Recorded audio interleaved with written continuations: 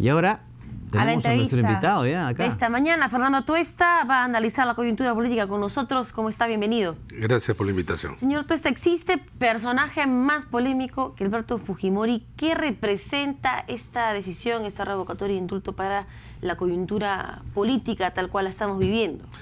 Mucho, a tal punto que todo el interés que recaía entre las elecciones del domingo y el tema de las reformas han quedado de alguna manera de lado, o en todo caso ha disminuido su atención, ¿no?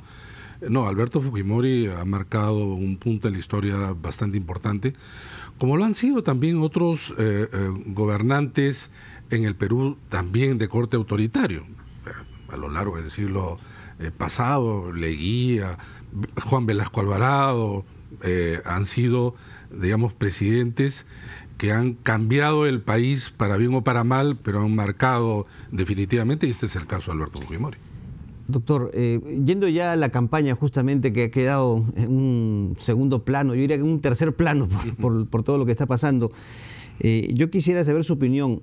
¿Cree usted que este fallo que ha habido el día de ayer con relación a Daniel Urresti puede tener alguna repercusión en el electorado en favor del candidato? Porque, no sé, quizás se le puede tomar como una víctima de las circunstancias, de un juicio que ha durado por años, pero ¿cree usted que esto puede, no sé, levantarlo o, por lo contrario, llevarlo para abajo? Es un tema que evidentemente podría en principio provocar, digamos, un efecto en cualquiera de los casos que ha señalado. Pero si uno ve los diarios, por ejemplo, esa no es la noticia. Yo no estoy tan seguro que el elector en general de Lima esté siguiendo el caso y tenga conocimiento de manera tal que el hecho le pueda afectar en su decisión. Se dice que hay un sector importante que aún no ha decidido su voto, pero en las últimas encuestas que eran de simulación de voto, ya no hay indecisos. Porque todos... Se ha reducido el número... Hay un porcentaje, discúlpeme que lo corrija, o que comente, un porcentaje que siempre vota en blanco o viciado los domingos, y creo que se había reducido ya casi ese margen. No, es que además con simulación de voto no existe la posibilidad de indeciso, porque tienes que votar, digamos, hacer la simulación de votar. Te dan como una cédula, un ánfora, tú votas, y el indeciso en todo caso se podría agrupar en nulos y blancos, y como tú has mismo señalado, esto disminuye. En realidad lo que puede existir es un votante que no es tan seguro. Hoy día dice que va a votar por tal y mañana puede cambiar. La volatilidad es alta, pero más preocupante es aún a nivel distrital, y de eso se habla poco. Porque en razón de la elección al municipio provincial de Lima, hay pues quienes han estado encabezando las encuestas, y alrededor de ellos probablemente, salvo una sorpresa ya mayor, creo que por ahí va a estar el resultado. Pero a nivel de distritos, el desconocimiento de los candidatos es alarmante. Y con todos estos hechos que hemos comentado anteriormente, han ensombrecido la campaña, de tal manera que el día lunes nos vamos a encontrar con alcaldes sorpresas, para muchos además desconocidos, porque el hecho mismo de prohibir la reelección de alcaldes y gobernadores ha hecho que esto también no sea atractivo. Incluso no votar por él o no reelegirlo ya era un atractivo. Parecía como un competidor, ¿no? ¿Qué opina de esta decisión en torno a Daniel Urresti? Él tiene dos procesos en esta campaña que, digamos, han acompañado sus respuestas, han generado polémica, este proceso por sentencia, esta sentencia por difamación que está en curso. ¿Debería él estar en campaña, considerando que hay varios expertos que aseguran que debería estar fuera, o porque mintió en su hoja de vida, o porque tiene una sentencia en curso, o porque no declaró el proceso que tenía por el caso Bustillos? No se han el jurado electoral especial, que en primera instancia, digamos, determina si puede ser excluido o no, no lo ha hecho en ningún caso. Ahora bien, una cosa es lo que uno quisiera que sea, y otra cosa es cómo están hechas las normas. Y en todo caso, mientras no existe una sentencia firme, no se puede excluir a nadie, ¿no? Finalmente, en el caso de ayer, también entiendo yo que la Fiscalía tiene tiempo para apelar. Sí. O sea, esto no ha terminado. Podría ocurrir, digamos, en el hipotético caso, ¿no?, que él salga elegido alcalde y termine el proceso y se le condene. Él va a tener que ser vacado en su momento. Estamos hablando delante de un candidato muy controversial, eso es cierto. Doctor, sin ánimo y por supuesto cuidarnos de no revelar en cifras o encuestas, porque si no violamos la ley electoral. Pero ¿cree usted que el debate de todas maneras tuvo influencia? Porque está también este mito de que los debates no generan cambios en la preferencia electoral, pasa indiferente, pero desde su punto de vista, estos dos debates que han habido, y básicamente el primero, en donde estaban los que iban adelante en las encuestas, ¿ha tenido influencia? Yo creo que tiene influencia, no tanto como muchas veces se dice, en razón de que esto es una suerte de ágora en donde las ideas, los programas son puestos a disposición de los ciudadanos y así eligen de manera más informada, racional. No, pero sí creo que se abren espacios de conocer algo, por ejemplo, de conocerlos en general. Hay candidatos que han aprovechado esto para hacerse conocidos. Han sido noticia, pero quizá por una frase feliz o por un hecho infeliz. El caso, por ejemplo, de no ir al debate del candidato Reyardo, yo creo que sí le dañó su candidatura, porque alrededor de eso se discutió y creo que la gente no lo ha tomado bien, el hecho de no participar en algo en donde todos, no le programático ni de propuestas, sino de actitudes y cómo esos candidatos logran a través del debate conectarse con algunos sentimientos de la gente, darles seguridad, darles confianza o también la novedad. Y en ese sentido creo que el debate en algo tiene que estar influyendo. No tenemos, sin embargo, estudios, no tenemos una base empírica que nos demuestren esto. Estamos en el mundo de la especulación. Pero digamos que, a ver, pero hay opiniones informadas que podemos sacar con cierto sustento. Es verdad que tiene baja sintonía un debate, o por lo menos no lo ve todo el país. Pero ni todo el debate. Pero si consideramos, por ejemplo, estudios sobre influencia de líderes de opinión, cómo se propala la influencia en las personas, en las redes sociales, en los grupos de personas, quienes ven en el debate suelen ser aquellos que se preocupan por conocer por las posturas de los candidatos y son quienes luego evangelizan, por ponerlo de alguna forma, llevan a sus casas sus conclusiones, comentan, en ese sentido, llevan la discusión. Crean corriente de opinión. Claro. Crean corriente de opinión.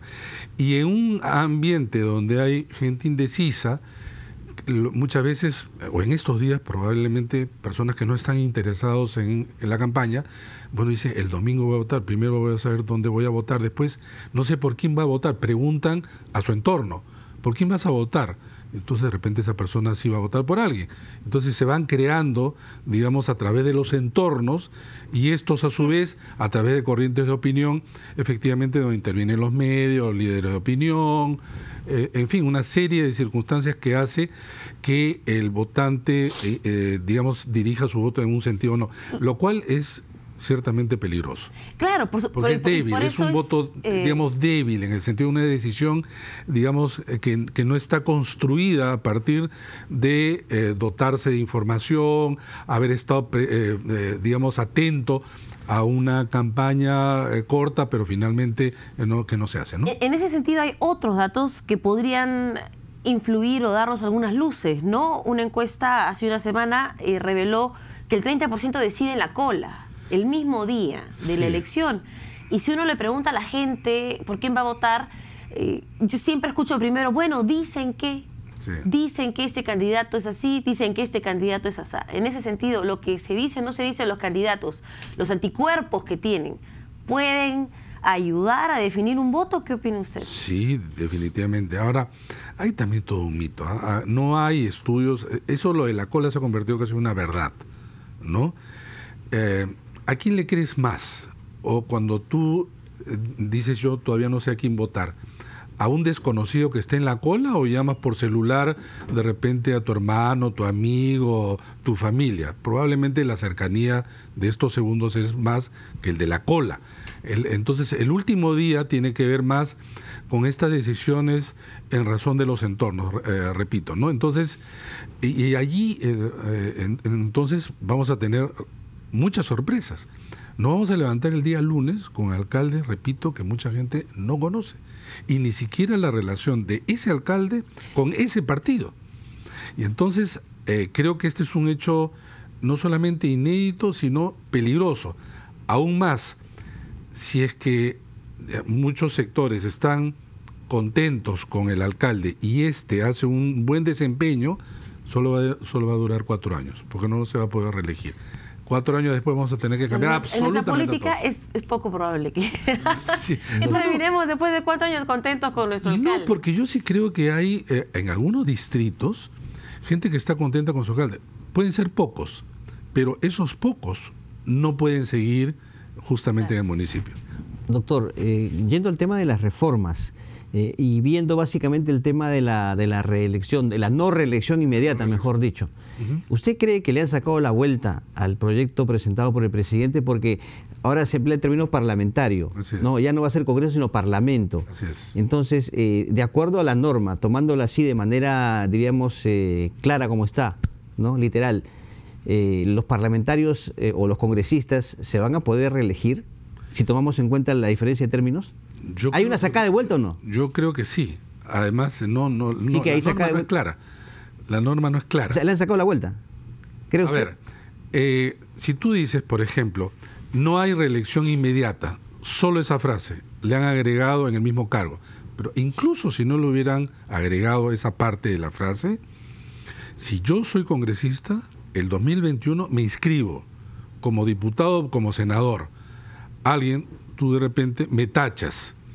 Entonces yo apelo, va a decir el Jurado Nacional de Elecciones, y podría ocurrir, digamos, en un extremo que los 130 se presenten.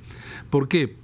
Pero además, ¿de qué manera? Yo puedo decir, yo voy a postular como diputado. Antes no existían diputados, habían congresistas que representaban a una sola cámara. Ahora yo represento a una cámara de baja o cámara de diputados. O puedo decir, yo voy a ser senador, antes no existía el Senado. O lo otro, lo que están haciendo alcaldes y gobernadores. Yo era postulante por Lima, pero resulta que ahora lo seré por Ica. Muchos congresistas postularon por sus respectivas regiones en un momento y luego postularon por Lima.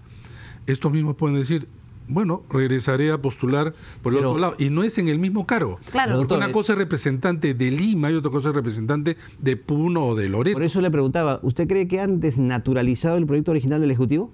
Lo que pasa es que no había manera, salvo la disposición transitoria que intentaron incorporar, donde decía, los miembros de este Parlamento, más o menos fraseado así, ¿no? Los miembros de este Parlamento de ninguna manera podrán ser elegidos en el 2021. Era la única posibilidad de que tú cierres desde ahora el intento de no reelección. También queda en los ciudadanos. Si tiene 2% de aprobación el Congreso y lo reeligen al 2021, ya, o sea, ¿no? No, pero es que ese la primera ese es un tu culpa, la segunda ya es nuestra. Ese es un punto que me parece vital. Estamos echando toda la responsabilidad a este Congreso, pero este Congreso lo elegimos nosotros. Sí. Si es que los 130... Tenemos el Congreso que merecemos. Si es que se presentan, imagínense los 130, y los reelegimos, es responsabilidad nuestra. Estamos pasando a un momento en donde el elector no se quiere responsabilizar de nada. Es decir, se elige y al poco tiempo hay una desafección y no se responsabiliza. ¿Y la aclaración que ha hecho ayer el presidente sobre este tema le parece suficiente o no? El presidente, es la opinión del presidente, pero el presidente no decide. Vale decir, en el 2021, quien va a decidir si es que hay alguna tacha en razón de este artículo de la Constitución, digamos, aprobado por referéndum, va a ser finalmente el Jurado Nacional de Elecciones. En ese sentido, ¿considera que el presidente está contando sus victorias para tomando esto como una victoria para dejar de enfrentarse al Congreso? Porque, por ejemplo, vemos la lista de los cambios a las normas y muchas sí son, a mi punto de vista, desnaturalizaciones, ¿no? Por ejemplo, se exigía en la norma que se declare el patrimonio de intereses, ¿no? Se declare los intereses de los congresistas. Eso fue eliminado. Se han, por ejemplo, en la penalización de aportes ilegales, no se ha modificado nada y se ha dicho actúese de acuerdo a ley, cuando la idea era poner expresamente una prohibición de aportes ilegales. Sí. Entonces, hay varias cosas que han sido cambiadas. ¿Es esto una cuestión de gato por liebre y el presidente está decidiendo ver liebre? Los 4 proyectos eran perfectibles, es más, en algunos casos se ha mejorado. Y creo que a nivel de la presidencia se ha aceptado que esto ha sido una mejora. Creer que el presidente iba a presentar los 4 y no se iba a cambiar, yo creo que no ha sido en ningún caso así. Ahora bien, yo no creo que sea desnaturalizado. Lo que sí creo que en el caso de la bicameralidad, por ejemplo, sí se ha incorporado el tema, por ejemplo, de la no confianza.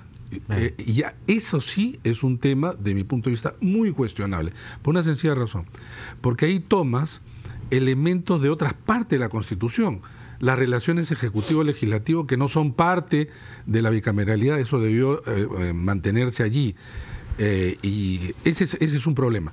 Pero yo sí creo que el presidente puede sentirse satisfecho en general, y en razón de los ejemplos que tú has dado, efectivamente esto en algunos casos ya está en la norma.